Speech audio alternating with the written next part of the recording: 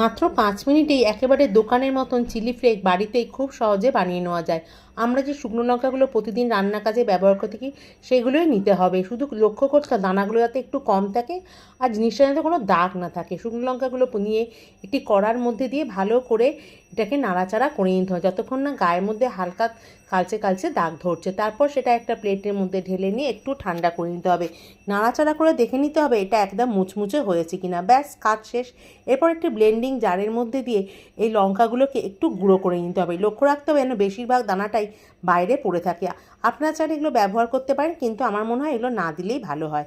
তারপরে এই জাস্ট এটাকে গুঁড়ো করে নিয়ে রেডি হয়ে যাবে একেবারে দোকানের মতন দারুণ দেখতে সেই চিলি ফ্লেক্স। কি তৈরি হলো না একদম দোকানের মতন? তারপর আমার কাছে একটা চিলি ফ্লেক্সের খালি শেষই ছিল, তার মধ্যেই আমি এটাকে ভরে রাখি আর বিভিন্ন তরকারি বা রান্নাতে এটা ব্যবহার করে থাকি। খুব ঝটপট হয়ে গেল, তাই কি না?